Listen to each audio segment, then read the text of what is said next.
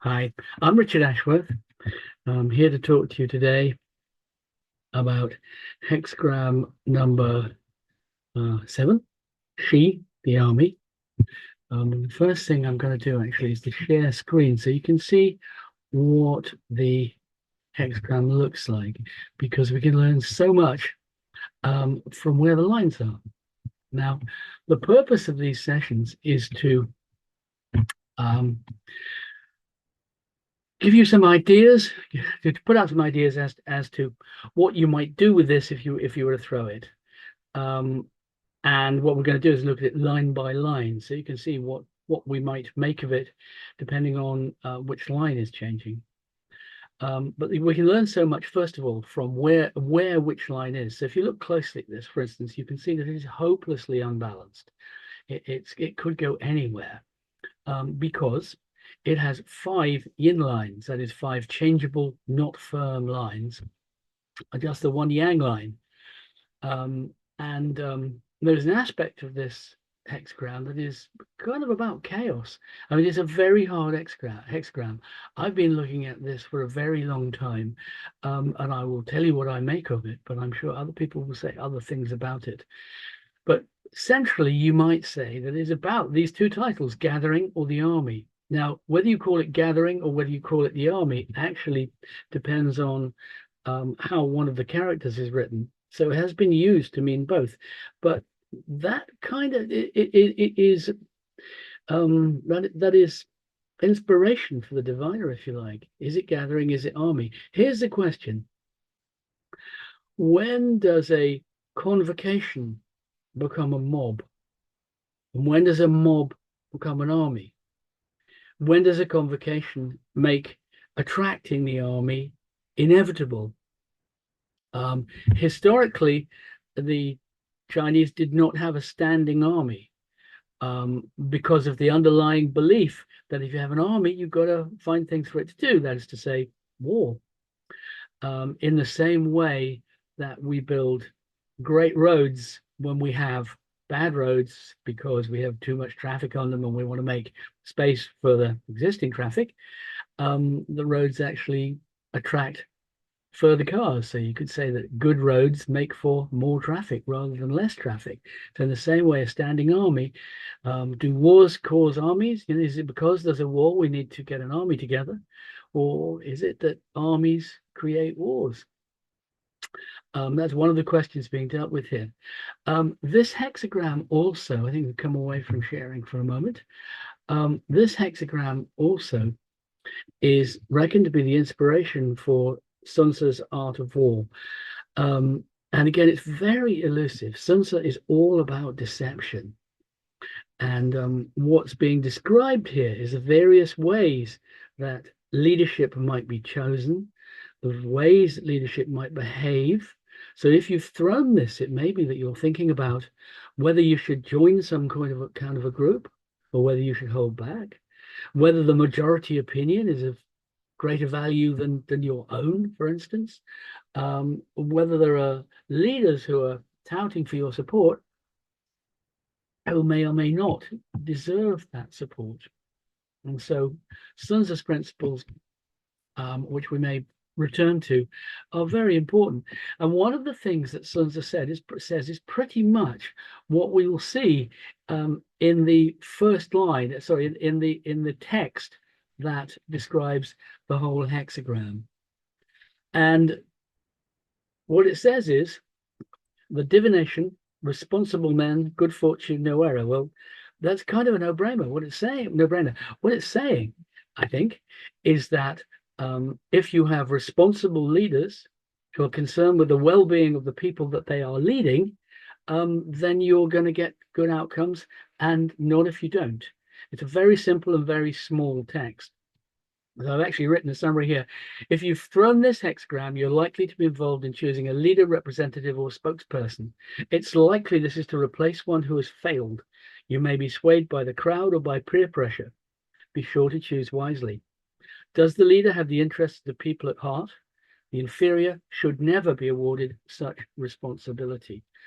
And these two trigrams, the upper one, Earth is mother, the lower one, The abyss is both the second sun and therefore perhaps deputies, vice captains, vice chairman, vice presidents, those kinds of people.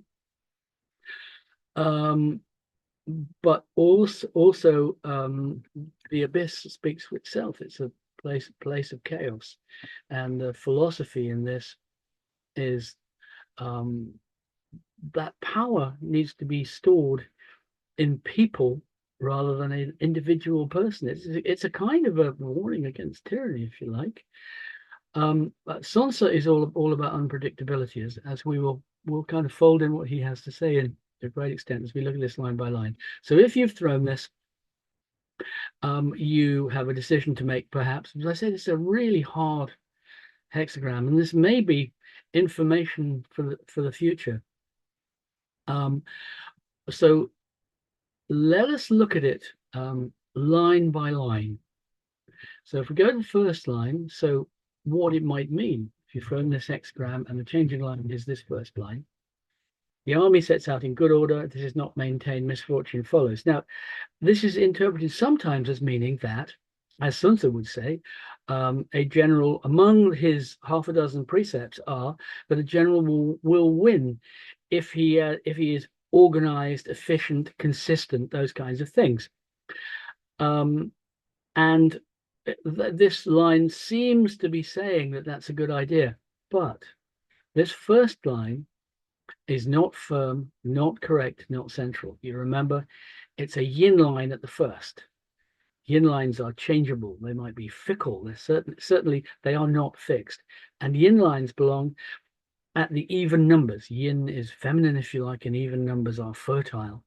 And the yang lines belong at the odd numbers. And there is only one yang line, and it is at an even number. So we have a chaotic situation. But the army sets out in good order. That sounds like a good idea. There's a thing called the hum or the pitch pipes, which suggests, the gentle hum of a happy army. But it may be this is not such a great idea. Sun Tzu would say, if you are retreating, look like you're advancing, and vice versa. And he might say that if you are in good order, you maybe need to present chaos. I mean, this might be advice for someone aspiring to be a leader. And it might be that it will be useful to us to identify this happening. But anyway, identify them behaving in that way. Anyway, we have a yin line at the first. It is up for grabs. It is potentially chaotic. It is not in a leadership position. It is not in a central position. It's not in the middle of a trigram. It's all over the place. And the lower trigram is written to represent the people. So we have this guy, and I do think it's Guy, at the second line, who is looking for the support of the people around him, if you like. And in this first situation, he needs to offer them direction, perhaps, because what we have here is perhaps, I mean, the wisdom of the crowd is talked about, but there's also an idiocy to the crowd.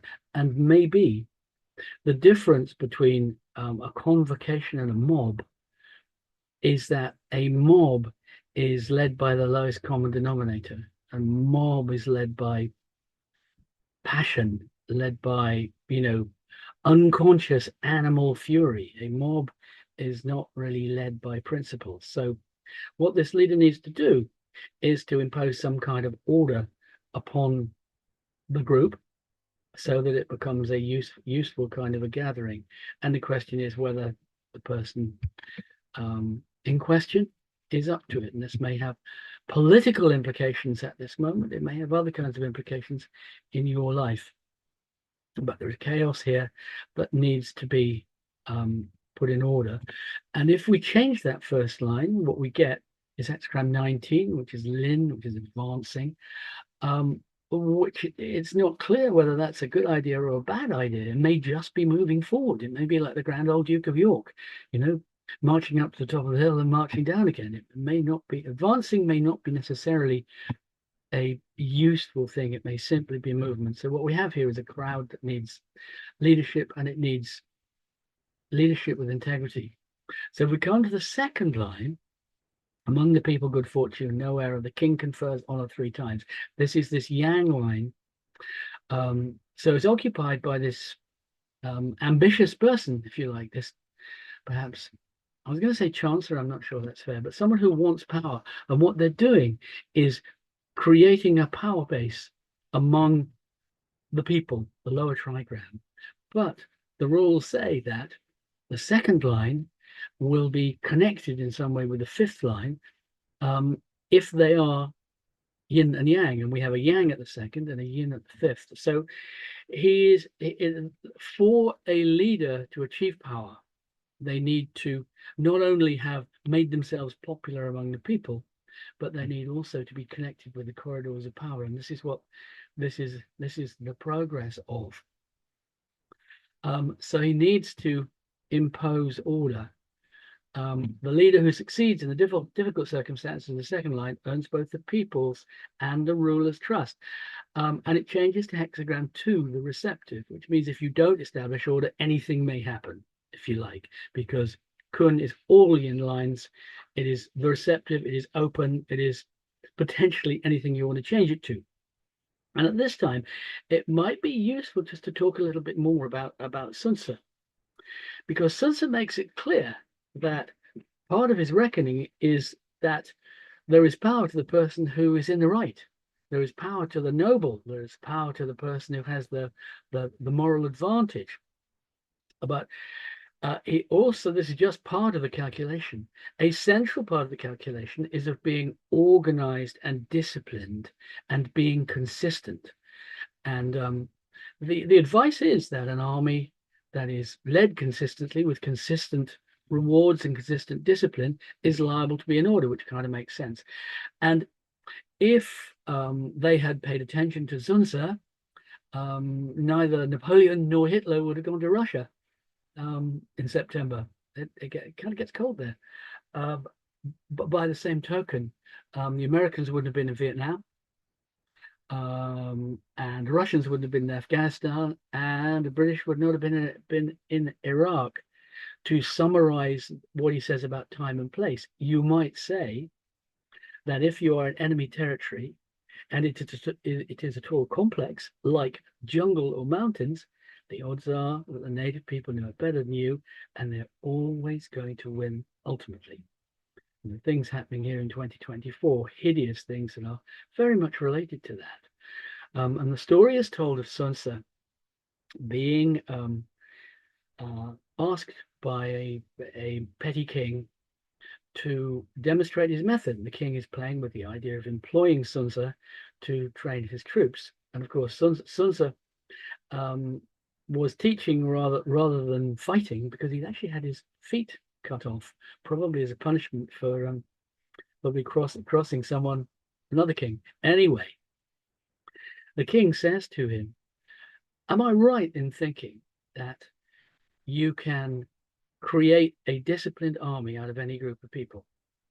And Sun Tzu says, "Yes, if I am given complete license to follow my own precepts, yes, I will produce a disciplined army out of any group of people."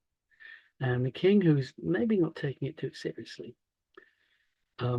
wheels out 20 or 30 of his concubines, realizing they're probably the least likely to be turned into a disciplined force. And Sun Tzu reminds him that the general needs to be consistent in discipline, in rewards, and in punishments.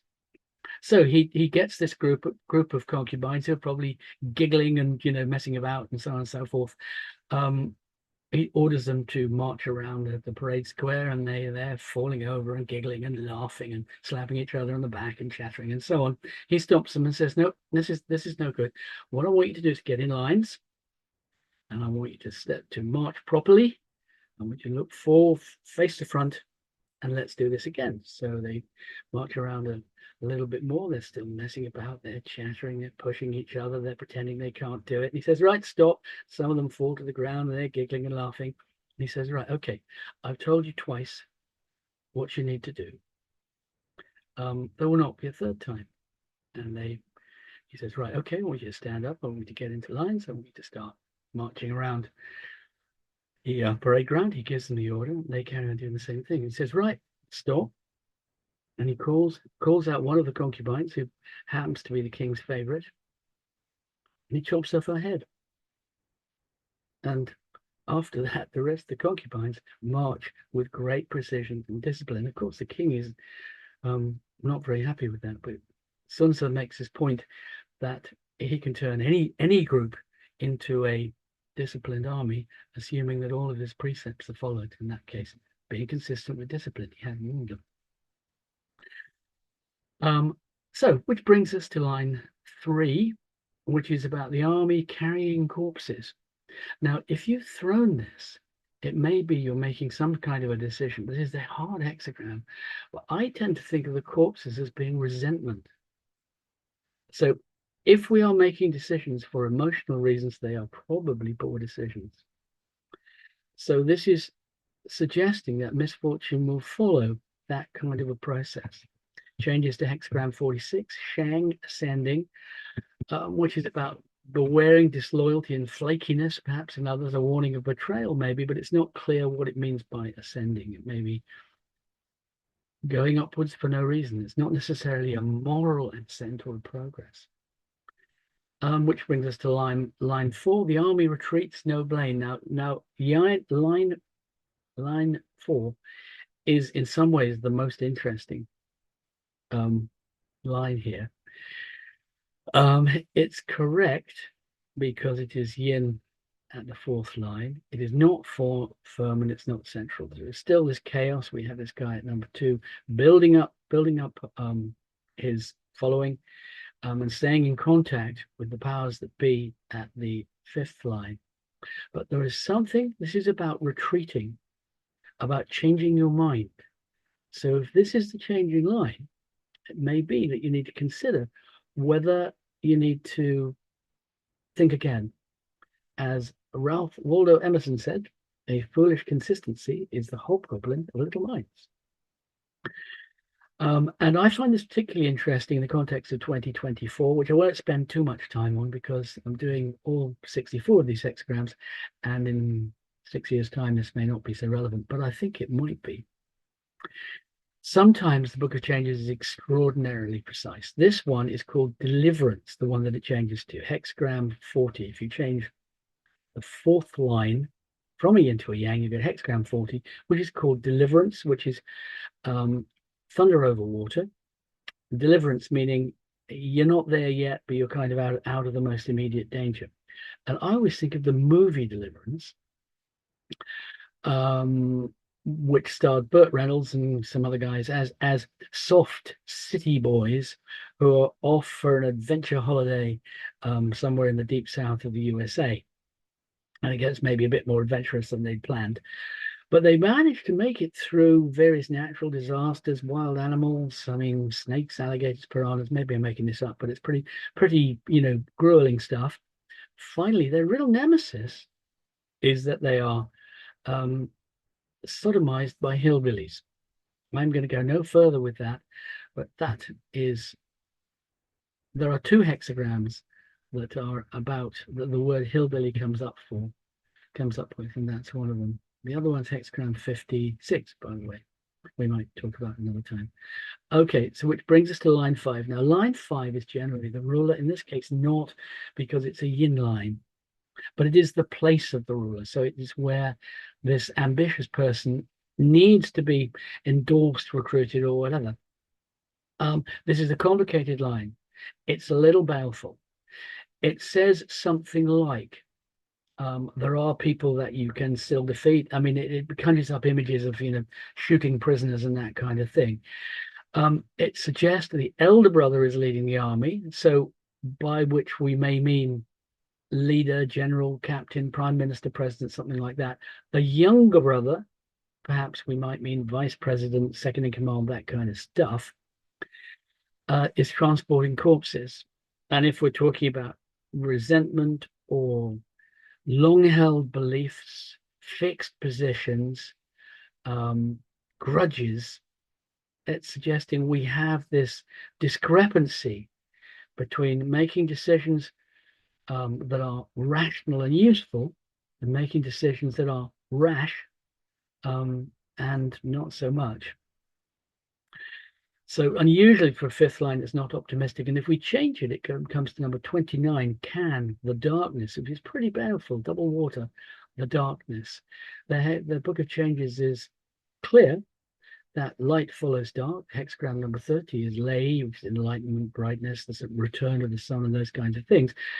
But hexagram number 29 is not a great place to go. And what this is saying is, if we do not have